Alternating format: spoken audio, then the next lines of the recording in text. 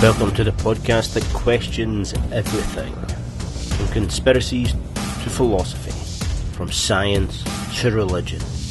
We will be looking at the construct of the illusion, and as always, we will question everything. Hello again and welcome to the Everything's an Illusion podcast. This is the Pondering Your Navel with myself, your host Rob Wallace, and the bearded master of sci-fi himself, Mr. Greg Andrew. Thank you very much, Rob, for that very kind introduction. The check cleared, so I am here once again. Did you see the birds of Mars? No. So on Mars there was I'll send you the link, Rob. You can post it up on the on our little blog on the podcast. So the Curiosity rover images, these are posted up for people to look, because there's that many of them. People can have a wee look through them, and one spotter was online, UFO hunter, claiming that there was several occasions flying birds going by in several pictures. So the Martian sky may have some sort of vultures kicking about it. I've seen on Crow 777's YouTube page video footage of sort of small bird-like, he puts it down to alien vessels flying, and kind of military formation. So, is there living creatures flying about on Mars? The other theory that kind of has come back towards that, as we say, we question everything. So somebody sees something, creates a theory, thinks about it, analyses information and process, and somebody takes that information and says, well, this could be a possibility. So there's a very high possibility it's just dust on the lens. But you know what I mean, that's what NASA are coming back saying, and the way they're doing it is there's other photographs where they can take the distance and the focal length and stuff like that, and the same mark is on it, and it's the same shape and stuff like that. So there could be birds on Mars, it could be dirt on the Discovery's on its lens, or just a part of the camera for a wee moment. But it's great that people are taking the time and getting out there, and that information is there to be dissected and folk to come up with these cool definitely. theories. I also seen in the space kind of thing, it was on the time, I never actually looked at it because it was pictures. It was the idea that NASA or whoever has for the first time recorded something exiting a black hole. All the pictures that were on the kind of Facebook timeline were from what's the recent movie with the black hole footage? Interstellar? Yeah, it was an interstellar screen grab with some nice photoshopped kind of blue flame. Yeah, kind of artist's impressions, really. And I'm sitting going, that's a bit for a movie. Get the fuck, I'm not clicking on that virus, But again, that's stuff like that. Observations are going on within the scientific community. They're saying nothing can escape a black hole. Oh shit, what was that? I need to investigate that. So I did see a wee bit of that, which I thought was pretty cool. Yeah. So that's This Week in Space with Greg. So back to yourself, sir. You've got anything else? Yep. So I'm a big fan of martial arts. Been a big fan of martial arts and practiced martial arts for many years. And if you have any kind of interest in martial arts, you'll know that in the last, mainly 2 decades, mixed martial arts or kind of the worldwide quest to find the best martial art and most effective martial art in the world kind of came to an explosion of truth and reality and created a form of martial arts called mixed martial arts, which is essentially like land grabbing a wee bit from each different martial art. Over the past kind of 2 decades, the major brand, the UFC, and very other different brands have created a kind of watered down sport out of the original idea of which style's the best. Like, there's no rounds, there's very little rules, there's which is quite confusing to me, because I thought that that whole argument has been settled by the 1989 film Kickboxer, starring Jean-Claude Van Damme. Well, they're actually remaking that with Jean-Claude they? Van Damme and the big wrestler guy with all the tattoos, Batista. He's going to be Kung Po. Is Batista? Was he in? He's in America. James Bond? No. He was in the no. He's in James. The Galaxy or whatever it was called. He's in James Bond as well. Inspector. He's really good. Yeah, he's a good actor. Well, he learnt his craft and done his craft on the WWE stage, which is a great place for actors to learn their craft. So, with the 90s film. Aye, so with the martial arts, it got to its kind of peak. Oh, he was a great actor. You know, they're all. Suburban Commando is possibly the greatest film of all time. Well, I say that with all the sarcasm in the world. I wouldn't go that far. They've all. Sorry, dude, I'm distracting you there. Oh no, for sure. You know, they've all had good acting. But what I'm getting at is, as like in the early 90s, there was this explosion of let's find out what's the most effective kind of martial art for kind of combat sport. But as it progresses, obviously, weight classes comes in, rules come in, game planning along their rules and all these kind of things. And recently, my old coach posted up, Andy Wilson of West Coast MMA, posted up a video by the Jog Brothers, and it was higher consciousness through harder contact.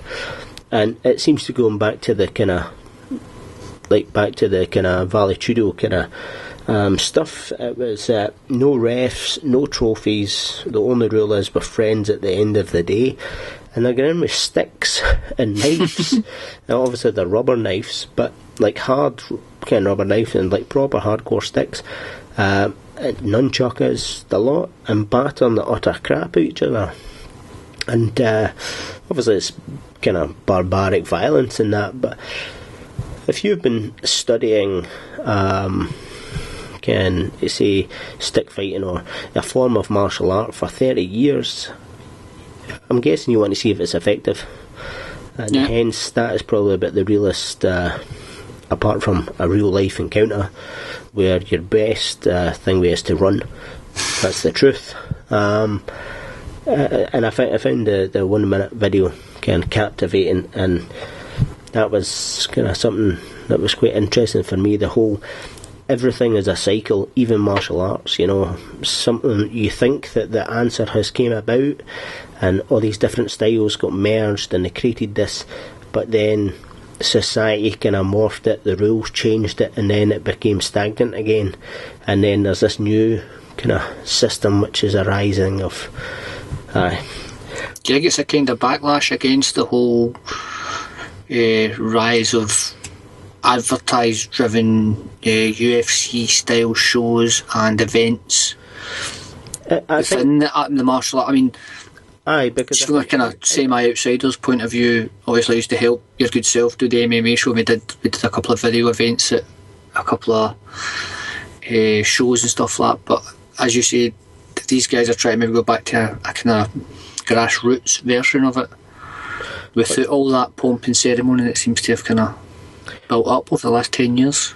I think that's definitely the UFC, the biggest brand in MMA, has become, you know, there's definitely a huge gulf in how they pay their people, the deals that they do with regards to sponsorship. There's a lot with the rules as well, you know, that people use the rules, and at the end of the day, I think you know, combat, violence, and learning kind of self-defence and martial arts. I definitely know for myself, like their thing, higher consciousness through harder contact. I just find that hilarious, you know. But it's like most people I know who are into martial arts. Martial arts is a great thing for discipline. It's a good thing for respect. It's a good thing to humble you. And it's definitely a valuable thing in life. And there's always going to be people that are looking to see if what they've been learning for 30 years is actually effective. Yeah. You know, it's not Ken, they don't want to see it in a sports situation with this rule set and that rule set. They want to see if it's effective when somebody's running at you with a stick and trying to like take you apart. But as I say, best rules always run. Right, whipping it back over to your good self. Okay, just a kind of small thing, because I know this could turn on us very quickly, but it was Armistice Week, kind of this week, with Remembrance Day on the 11th, which is the day we're recording this. And I don't know about yourself, but every year the good lady wife buys a poppy. I myself bought one of the wee £2 guys this year, the wee kind of badge, not the normal poppy. And this is the first year in the last 2 years I've actually wore a poppy. The last 2 years I donated online to the British Legion Poppy Fund and just gave the money that way, never actually bought a poppy. I think the reason for that is being that the use of the poppy has become very, very politicised in this country, to, I think, almost starting to hurt the whole idea of Remembrance Sunday, the Remembrance Day, if it's the 11th, doesn't fall on a Sunday. And that's, I think, the greatest instigators of this are also politicians. And I think the BBC have got quite a lot to answer for, and subsequently other TV channels. Now, if I'm going on the One Show to talk about my latest book, Greg's Adventures in Hiking, great book, out in stores for Christmas, get yours soon. It does seem to me that come the last week in October, they hand you a poppy and tell you to wear it, because they're all wearing the same poppies. And then it doesn't take you to like the last couple of days before the 11th that people are kind of wearing different poppies on the telly. Or they've got the big fancy ones on. I think it's now, and it's becoming a backlash, and it's actually creating more tension within the country, I think, than it goes totally 100% against what, for me, the poppy stands for is to remember the fallen servicemen for the first two world wars and the subsequent conflicts we've had since then, and to kind of say how terrible a thing war is. If you actually look at the First World War, well, that removed from that history now. Yep. That it's just black and white pictures. I mean, my great-grandfather fought in the First World War, fought in the trenches, was an engineer, and for that, and my papa was in the RAF during the 60s. It's just, but this idea that if you watch the BBC, come the last week in October, there's obviously a memo's went out that that's when you have to start wearing one. Well, definitely, there's been a lot of propaganda, and obviously a lot of the, just take one part of the propaganda, a popular shite newspaper put a big thing about Jeremy Corbyn. Not that I'm his biggest fan, but no bowing deep enough and this kind of thing. Yeah. And then when you actually look at the facts of that day, you know, he was the only one of the major politicians, you know, who actually went and spoke to servicemen. He went and done a laying of the wreath at his own constituency later on, after he had been to the main cenotaph. Yep. And these kind of things, but the way a popular newspaper spun it for its political means, it just shows you how can we use like a cenotaph, a Greek word that means empty tomb, and they're laying the, you know, yeah. It's a kind of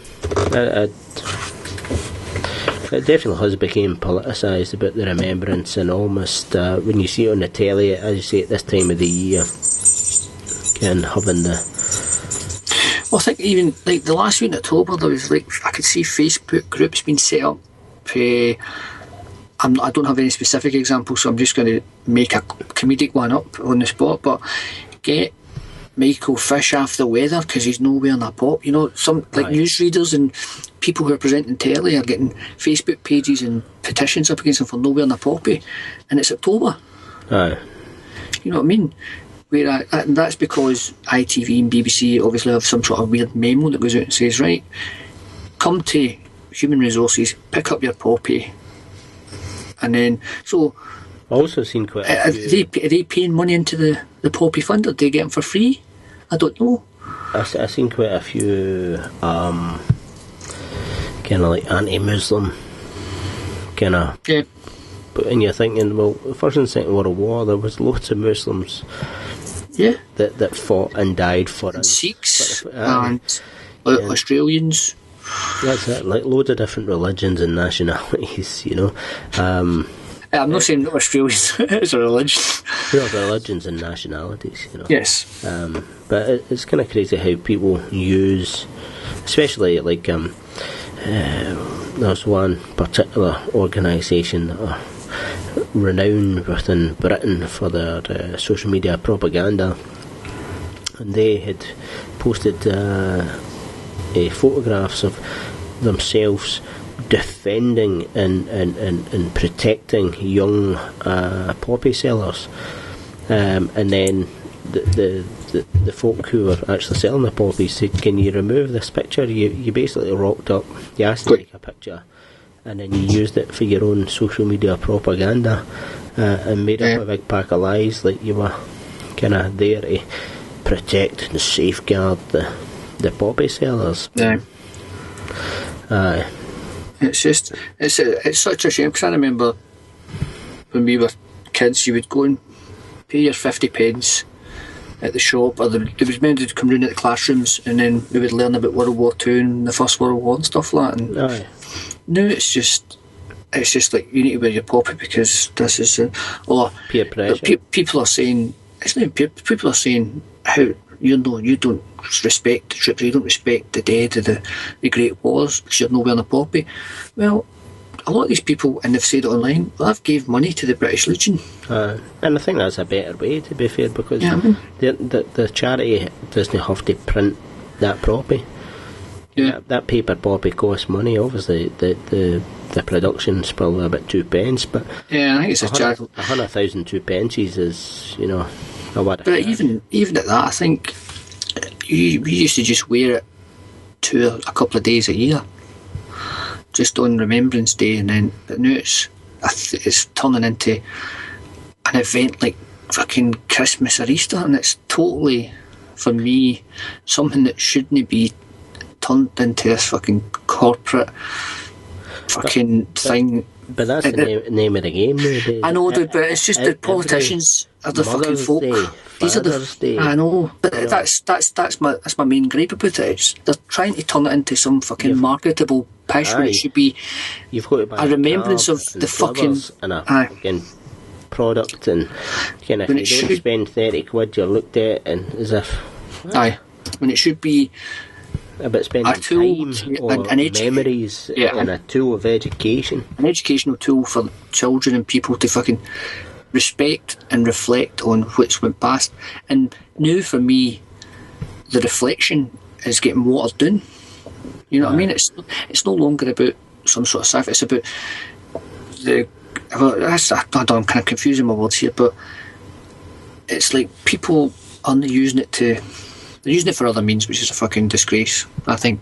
Yeah. And then, but people were getting told this, so servicemen right now, rightly so, be starting to get angry. They're thinking, we're out serving our country, we're sacrificing time, some of our pals have sacrificed their life, how come that guy's not wearing a poppy? And then, I know, it was just something that kind of bugged me the last couple of weeks, was this ramped up politicisation of the kind of Remembrance Day, where the people who send 16-year-old boys to fucking Afghanistan and Iraq, using it for their own means, and their fucking media outlets that publish their pish and their fucking agendas to make it alright, that when they come back with fucking knee legs or don't come back at all, that we should be disgraced. They're the ones that are a fucking disgrace.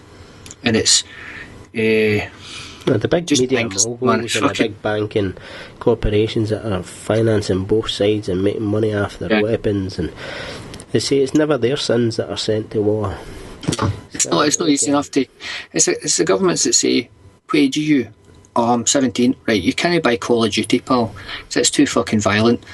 But if you sign this bit of paper, you can go and fucking live in a shithole in Iraq for fucking 3 years and fucking learn about it the hard way." You know what I mean? It's fucking totally backwards. It should be the Poppy and the remembrance of these soldiers should be for the sacrifice they made for fucking arsehole politicians who fucking sent them to their fucking deaths for fucking terrible means.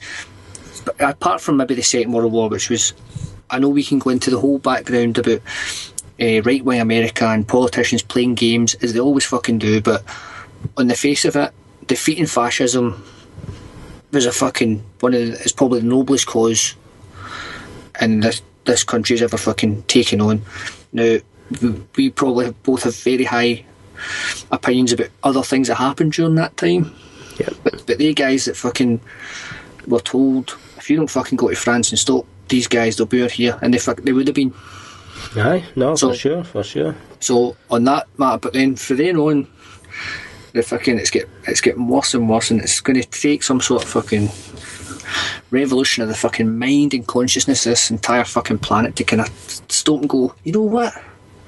Stop sending our fucking boys to go and shoot other fucking boys with fucking invisible guys in the fucking sky and fucking black fucking dead fish and dinosaurs in the ground.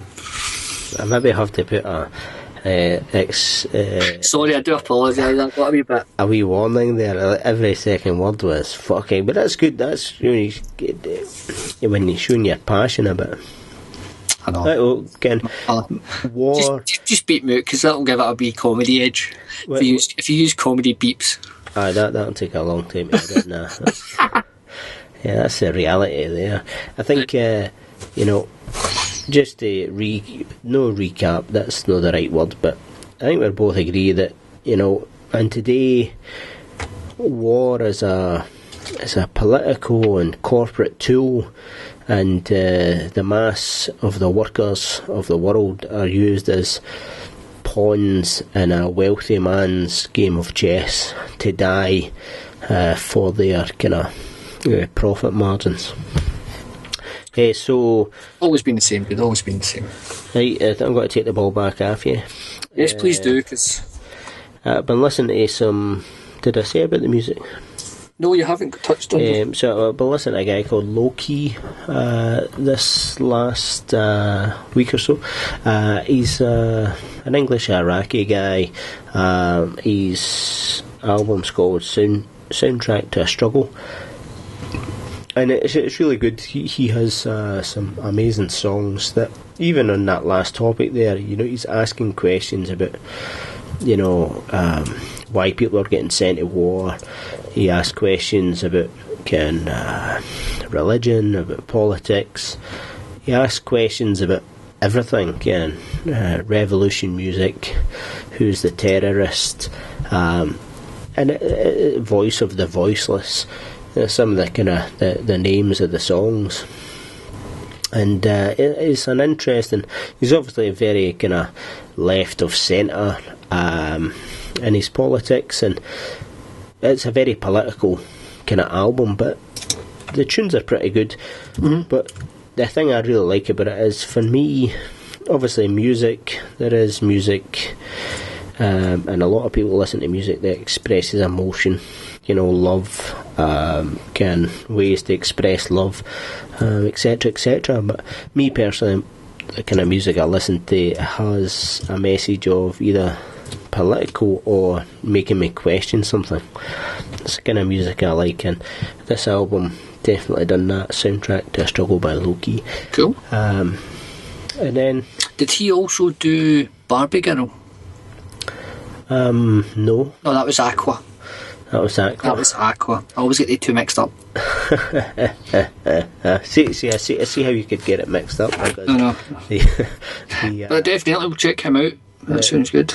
He's in the kind of same kind of branch as like a Moral Technique or Akala or and thought like that. So, if you Cool, man. aye, so that's me. I've covered all my topics. I'm dried up and ranted. Just I think our trailer to go, my man. If you've seen a trailer, or if you want to get into some filmy stuff quickly. So the trailer I watched this week, I did watch the full extended trailer, because the last time I just watched the short trailer. Yes, I think we both have the same trailer by the sound of it. Yes. And what's yours? Mine's will be the official long trailer for World of Warcraft. Yep, exact same. Yep. Thoughts? I was a bit confused the first time I watched it. I wasn't quite sure who the good guys and who the bad guys were, and who the enemy was that they were. In the first opening, kind of beat you refers to some enemy. You can feel it. I thought the big ogre kind of guys, the CGI was pretty bad, because the skin in that looked so fake. Like, it looked. I've seen some really good CGI of late where the skin is like real skin. Yep. And it seemed a bit fake. But in terms of high action fantasy, kind of crazy camera kind of work, crazy CGI, I thought it's going to do exactly what it says in the tin, and I'll probably will go and watch it. I thought I'm a big fan of Duncan Jones, the director. He did Moon and Source Code, the two films before. He's also famously the son of David Bowie. But and I'm going to give it a proviso as it's a trailer, so maybe know that all the effects are finished. So if you look back at like the Guardians of the Galaxy trailer, from the teaser to the trailer to the film, there's like the shot of him walking into the temple at the beginning when he's dancing. Yep. That was in the trailer, but he's got that mask on. Like, the CG gets better with every rendition. So the teaser trailer to the direct trailer. So maybe the full CG works no rendered completely. There might be stuff to add. I totally agree with the skin tone. It felt very cartoonish. Yep. Which, to be fair, I was a bit disappointed in the whole thing. It reminded me of the Hobbit films. Now, as much as I went to the pictures and saw the Hobbit films and I thought they were reasonably entertaining, compared to the original Lord of the Rings, that had a greater mix of CGI and real components, whereas the Hobbit films just were all CGI, gargoyles and all that stuff, which kind of made it more cartoony. It felt like that again. Felt like the Matrix. Compared to, we'll not go back to this every week, but the second Japanese International Star Wars trailer, where they're mixing CG and real-time effects, blending that perfectly for me. This seemed like a step backwards, and I must admit, I'm not a player of the games, so I don't know the intricacies of that world. Me neither. Which I hope will be fixed in the film, because it might, hopefully it's not just saying if you don't play this game then you're not going to get this world, which obviously they're not going to do, but it did feel like if I knew those games, then I'd be, the only kind of contact I've got with that game is the South Park episode where they play it.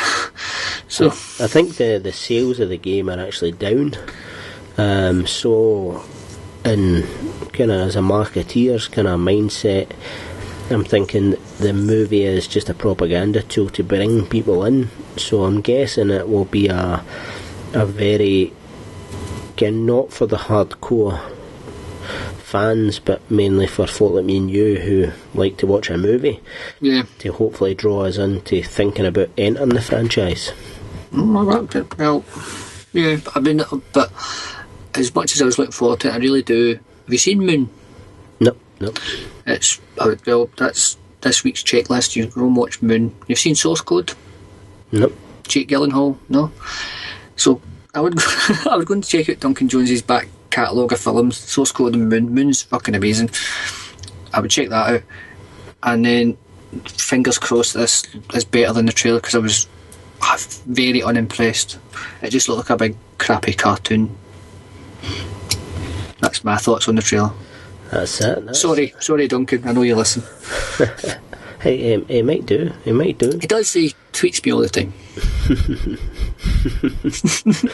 Aye, so that's I also I never watched any other movies. I watched a couple of old school movies just on the telly and stuff, you know. But I watched Highlander.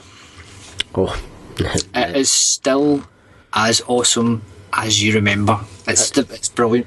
It's a combination of like a classic kind of storyline, which can obviously there's so many interpretations of the storyline, as they did make like 6 Highlander movies, a TV series, and can various other kind of ways of as we speak. Yeah, the story. But that first one, when you watch it, just self-contained with the soundtrack of Queen, it's just can't be beat.